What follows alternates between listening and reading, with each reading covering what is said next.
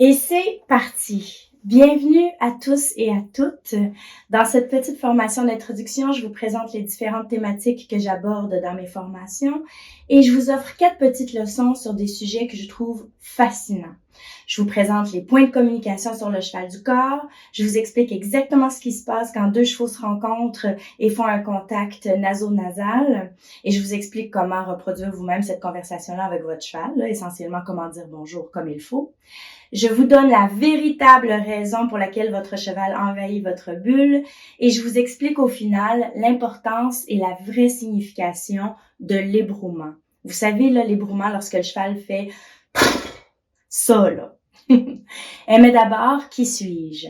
Je m'appelle Valérie Gagné et je suis intervenante en comportement. Oui, mais essentiellement, ce que je fais, c'est vraiment traiter le bien-être psychologique du cheval à travers des techniques très protocolaires, là, très spécifiques, basées sur la science du comportement, c'est-à-dire l'éthologie. J'oblige le cheval à relâcher son stress et ses tensions et à sortir une fois pour toutes de la détresse psychologique. Si le cheval est sain physiquement et qu'il démontre des difficultés de comportement, les manipulations que je vais lui faire, là, totalement doucement, vont l'amener à exprimer son stress une fois pour toutes et à revenir dans la détente où il aura ensuite accès à toutes ces stratégies naturelles de gestion de stress. Comme chez l'humain en thérapie, les techniques viennent faire une reprogrammation neurologique et amener le cheval à donner de nouvelles réponses plus saines lorsqu'il vit des stress. Ce que vous allez apprendre dans mes formations, eh bien, je parle de tous les aspects du cheval et donc on va bien au-delà des techniques thérapeutiques et on apprend son langage, comment l'entraîner et comment le manipuler et comment régler des difficultés de toutes sortes. Les intégrations de troupeaux, les chevaux difficiles d'approche, les chevaux anxieux et tellement plus encore.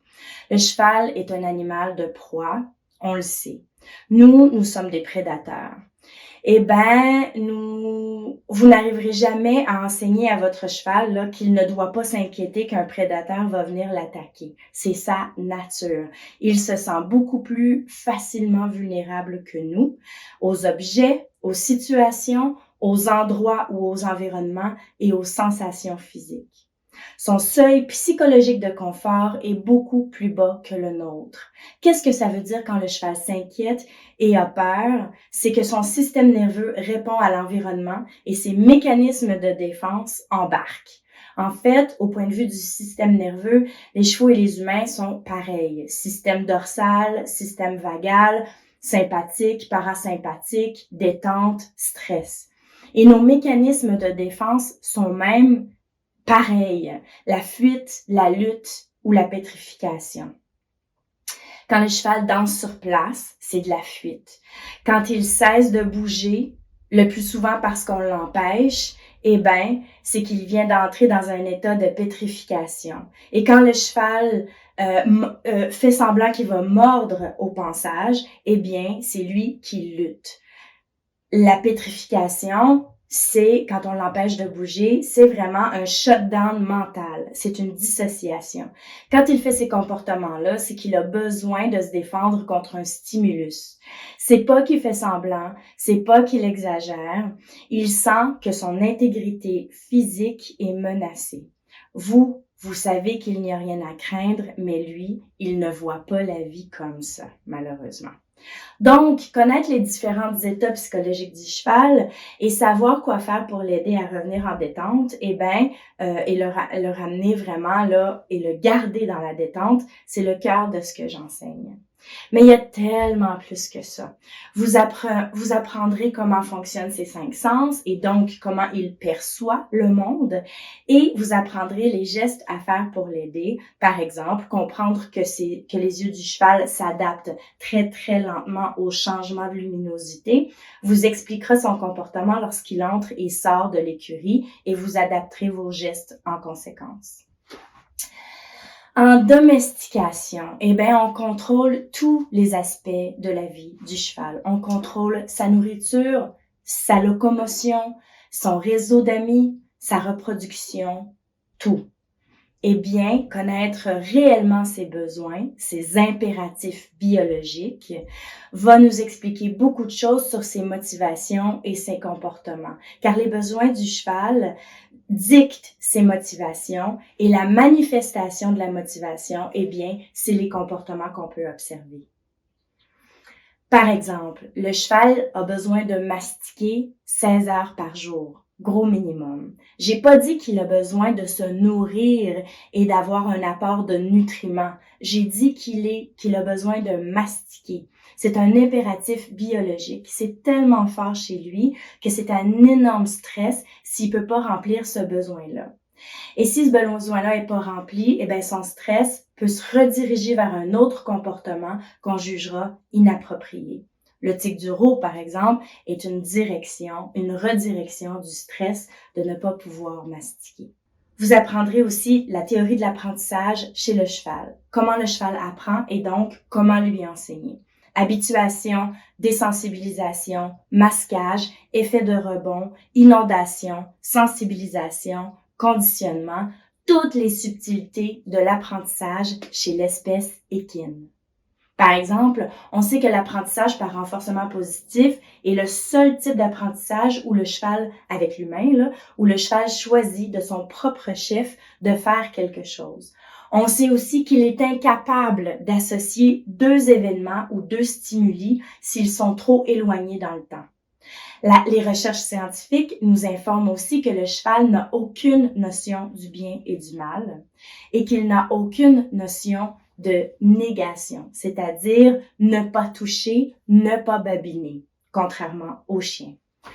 Un autre fait intéressant, on sait que le cheval n'a aucune compréhension des buts d'un exercice quelconque, comme aller en concours ou faire du travail en liberté. Vous allez acquérir une réelle compréhension de la dynamique du troupeau et vous allez connaître les gestes à poser pour devenir un vrai leader pour votre cheval, parce que vous allez comprendre de l'intérieur comment il voit la vie et de quoi il a besoin à tout moment donné. Par exemple, un cheval qui est en posture d'évaluation et qui regarde au loin, on se place devant lui et on regarde dans la même direction.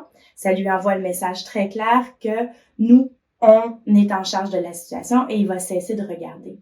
Après quelques temps, on va remarquer que le cheval, lorsqu'il voit quelque chose au loin et qu'il commence son évaluation, il va le faire moins intensément parce qu'il va savoir que, en réalité, s'il y avait un danger, vous sonneriez l'alarme. Logiquement, quand le cheval voit quelque chose au loin et s'inquiète et que nous, on regarde même pas, selon sa vision du monde à lui, ce que ça lui dit, c'est qu'on est dangereux, qu'on voit rien et qu'on le saura pas si jamais on est en danger. On n'est pas une protection pour lui. Et tout ça, ce n'est qu'une infime partie de ce que vous allez apprendre dans les formations.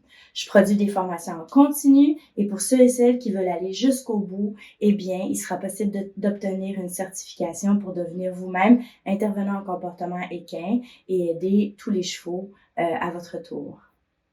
Et maintenant, voici 4 petites leçons qui sont comme des échantillons de mon travail puis de ce que vous allez retrouver dans les formations. Mais d'abord, les points de communication sur le corps du cheval. Ensuite, on va voir comment les chevaux se disent bonjour, puis on va apprendre à le dire nous aussi, à reproduire cette conversation-là, parce que c'est une conversation. Et ensuite, pourquoi le cheval envahit notre bulle. Et en dernier, le rôle et l'importance de l'ébourement. Les conversations et les points de communication sur le corps du cheval. Bonne nouvelle, le langage du cheval est physique et très, très codifié. La mauvaise nouvelle, c'est qu'on connaît très, très mal ces codes-là. Les chevaux, on le sait, sont en constante communication entre eux. Je vous présente ici une conversation entre mes 2 chevaux où vous allez voir les points 3 et 10 qui sont utilisés. Dans la vidéo, Core s'inquiète de quelque chose qui est près de moi. Elle est en posture d'évaluation. L'évaluation, c'est un état psychologique où le cheval se pose la question « Est-ce qu'il y a un danger? » Dans la posture d'évaluation, typiquement, le cheval est immobile. Il regarde en direction de ce qui l'inquiète et ses oreilles sont droites devant dans le but d'entendre tous les bruits. Ici, Core demande à Silver d'aller vers ce qui l'inquiète. La demande de Core et la réponse de Silver sont rapides, alors j'ai mis la vidéo 2 fois et la deuxième fois, là, c'est au ralenti.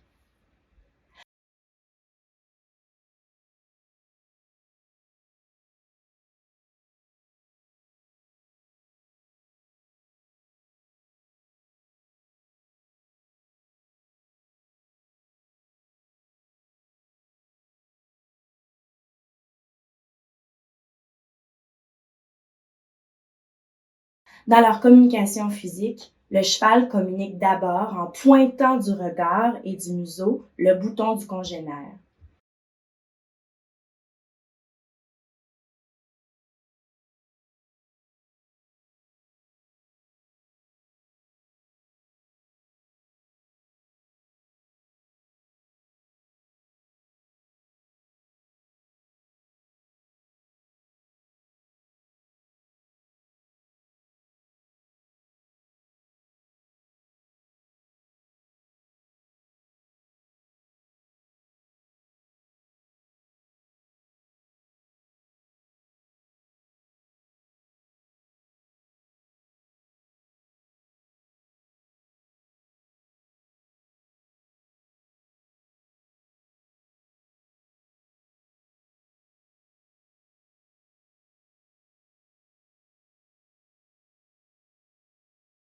Si celui-ci ne répond pas adéquatement ou pas assez vite à la demande ou ne fait pas ce qui a été demandé, eh bien, le cheval qui a fait la demande peut monter en pression d'un cran et faire un mouvement brusque vers l'autre ou interpeller carrément un autre bouton.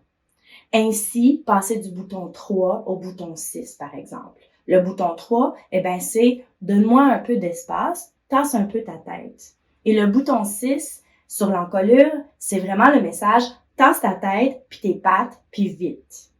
On comprend alors pourquoi les chevaux qui sont en conflit se prennent plein de morsures sur l'encolure. C'est précisément là où le cheval demande à l'autre de sortir de son espace. Vous apprendrez tous ces codes-là dans mes formations et tous les gestes à poser pour communiquer de manière naturelle avec votre cheval. Imaginez les résultats là, par rapport à l'entraînement et par rapport au travail au sol. Et par rapport à votre communication et votre connexion à votre cheval, évidemment. Deuxième petite leçon, qu'est-ce qui se passe quand les chevaux se disent bonjour en faisant un contact olfactif et comment est-ce qu'on peut reproduire cette conversation-là avec notre cheval? Attachez vos ceintures, on décolle. Quand deux chevaux se rencontrent pour la première fois, eh bien, ils s'approchent et font un contact naso-nasal. Ça se passe en 3 temps. Ça peut se passer très vite, mais ça peut se passer très lentement, mais il y a 3 étapes. Le premier contact, c'est bonjour et copycat. Copycat, c'est quand on imite l'autre. C'est une phrase majeure chez le cheval, copycat.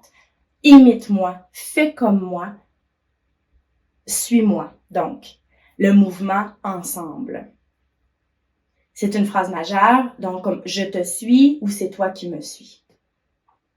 C'est de l'ordre hiérarchique dont il est question ici quand deux chevaux se rencontrent. Donc, ils s'approchent et d'abord, c'est un peu comme une première poignée de main, comme nous avec les humains quand on se rencontre. La phrase, c'est « bonjour ». Et tout de suite après, c'est « copycat ». Où es-tu dans la hiérarchie? C'est là où le bébé va dire « moi, je suis tout petit, donc plus bas que toi ». Après la première respiration, l'un va faire un petit mouvement de tête à droite ou à gauche et ce qu'il demande, c'est « si je vais par là, est-ce que tu vas me suivre? Copie-moi, je vais l'aider. » Et si l'autre reconnaît son leadership, sa tête va bouger dans la même direction. Parfois, là, c'est vraiment imperceptible, ça se passe très rapidement pour l'œil humain. En fait, il y a chez les chevaux énormément de signes de déférence, de soumission qu'on ne reconnaît pas, qu'on connaît très mal. Eh bien, on connaît pratiquement juste le signe de déférence là, du poulain qui fait « je suis un petit bébé ». Et non, ça veut pas dire « je suis un petit bébé, ne me fais pas mal ». Ça veut simplement dire « je me soumets, moi je viens d'arriver, je suis un petit bébé, c'est ma mère qui dictait où j'allais puis qu'est-ce que je faisais, puis maintenant je suis prêt à te suivre ». Maintenant, est-ce qu'il va bien comprendre les codes quand l'autre demande à suivre et demande certains déplacements? Eh bien là, ça va dépendre à quel point le poulain a eu une éducation naturelle avec sa mère et avec d'autres chevaux. Et si tous les codes sont bien placés et s'il a bien, dans sa vie au début, commencé en parlant le langage équin. Rapidement donc, dans le deuxième contact, les chevaux vont faire la phrase « apprendre à se connaître » et ils vont le refaire copycat. La deuxième fois que les nez vont se toucher, alors, les chevaux vont inspirer profondément et la senteur de l'autre est comme, pour ainsi dire, enregistrée. Il va y avoir une deuxième demande de suivre de la part d'un des deux chevaux ou bien des deux chevaux. Là, il peut y avoir peut-être un conflit. Suis-moi. Non, toi, suis-moi. Il est possible que chaque cheval demande à l'autre de suivre. Notez que la hiérarchie s'établit entre 3 semaines et 3 mois. Donc, va beaucoup plus loin que cette première conversation-là. La conversation du troisième contact, c'est qu'est-ce qu'on fait maintenant? Notez que tout ça peut se faire très vite et très lentement alors. Le troisième contact, les chevaux se rapprochent, se sentent et respirent. Et si les chevaux sont relax, ce toucher-là va mener à une des phrases équines suivantes. On va quelque part, on se gratte mutuellement, on se détache et on quitte chacun de notre côté. C'est fascinant, non? Eh bien, comment traduire cette conversation-là et la reproduire, même nous, avec nos chevaux? Car c'est pas juste les chevaux qui se rencontrent pour la première fois qui se disent bonjour. Parfois, quand on remet un cheval avec ses congénères après un entraînement dans le paddock, ben ils vont se dire bonjour comme ça. Et là, on va gagner des points majeurs si nous, on commence à faire ce rituel-là à chaque fois qu'on voit des chevaux. C'est très, très, très puissant pour se connecter avec lui. Voici comment on va faire. Vous allez vers votre cheval, il vient vers vous, vous l'arrêtez doucement à peu près à 8 pieds de vous, en levant les bras, puis c'est vous qui entrez dans sa bulle en présentant le dos de la main comme ça, de façon à ce qu'il étire le cou et bascule l'encolure pour sentir votre main. Vous le laissez sentir 3 secondes, pas plus, et là, sans qu'il ne vous touche, vous retirez votre main et vous tournez votre corps, votre tête, dans une certaine direction pour voir s'il a l'instinct de suivre votre mouvement. Vous venez de lui demander « copycat ». Vous recommencez ceci une fois, puis une troisième fois, et après la troisième fois, vous offrez l'une des 3 activités, c'est-à-dire vous proposez un déplacement, vous allez vers quelque part, puis voir s'il va vous suivre, vous quittez le cheval ou vous proposez une session de toilettage.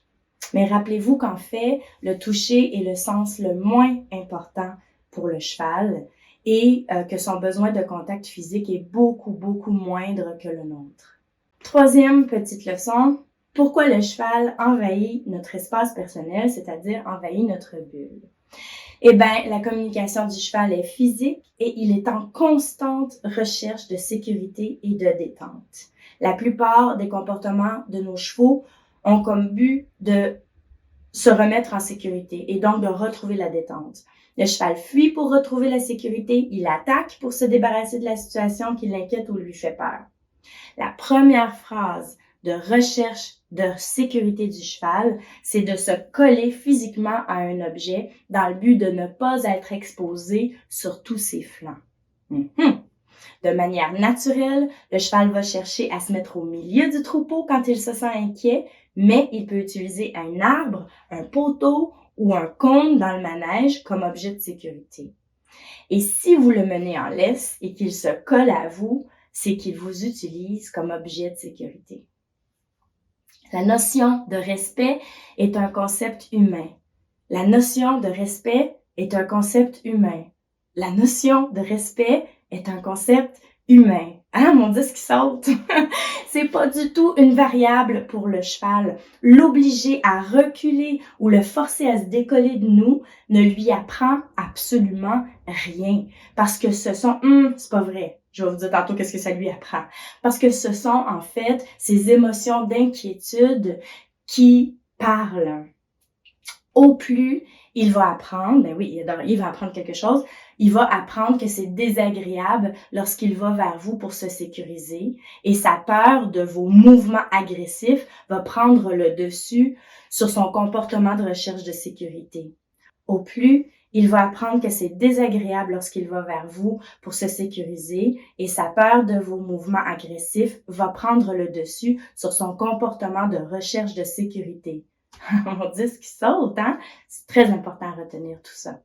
La solution à cette situation-là, c'est pas de lui apprendre à se décoller de vous, mais la vraie solution, c'est de lui offrir une thérapie de relâchement de stress qui va lui permettre de mieux regarder autour de lui et donc de mieux évaluer les situations, de mieux comprendre son environnement et d'être confiant et sécure.